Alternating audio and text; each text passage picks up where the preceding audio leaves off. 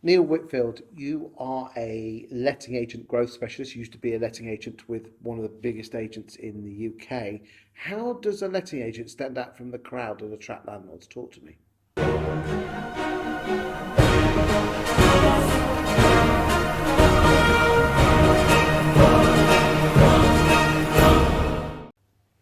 Without question, the way that they do that is to stand out from the crowd. Don't be afraid to put the head above the parapet and focus on what they're really good at, what the local market wants and needs.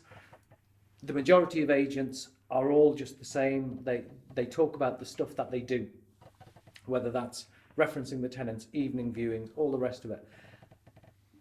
And that means that everybody just becomes, it's just so difficult for landlords or investors to pick one agent over the other. Because we all got on Rightmove, we all got on Zoopla. If you just change the header of most websites, it'd be the same. We'll do boards. It's exactly the same. We're like a cookie cutter. Cookie cutter. A cookie cutter, yeah. And I think a lot of that comes down to the fact that people who get into lettings don't come into it with a marketing background like I did, and I had that advantage.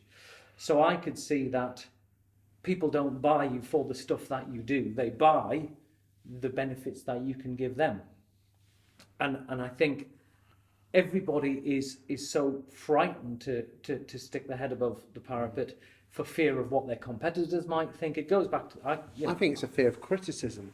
It's a fear of criticism. It's a fear of looking stupid. When I launched, people were still advertising in the paper a lot more than they did. And the amount of agents who must have spent thousands pretty much because they didn't want him round the road laughing at them at the golf course because, oh, you must be in trouble because you've come out of the paper. That just doesn't make economic sense. But the similar sort of motivation is for why they're just all just saying exactly the same thing. So what I would say is, the answer is find a niche that doesn't have someone providing for that niche. Okay.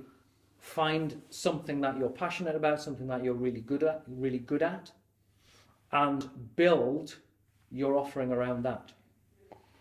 Is that like a price range or a type or type of landlord or? It could be any one of those. So it could be being I've seen it successfully used elsewhere in the country. Be the bungalow specialist in town, be the investor specialist, and this is one thing that I talk to my clients about, be the young family with 2 kids specialist. And once you've got that, I think most agents start by thinking about their ideal landlord. And actually, I would say take it one step back. Think about your ideal tenant. Because once you've got your ideal tenant, then you use that as the bait to attract your ideal landlords with the ideal properties. What most agents do is they have a 1-bedroom studio bedsit in the window next to a Georgian footballer's mansion.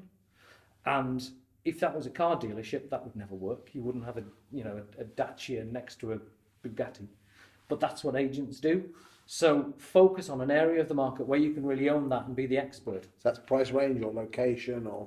Absolutely. Or if there's a particular thing that you do well. So, there are agents who are student specialists or HMO specialists or something like that.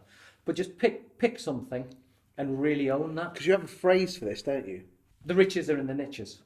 So there are too many agents trying to be all things to all people. And they're frightened that if they niche down, there aren't going to be enough properties.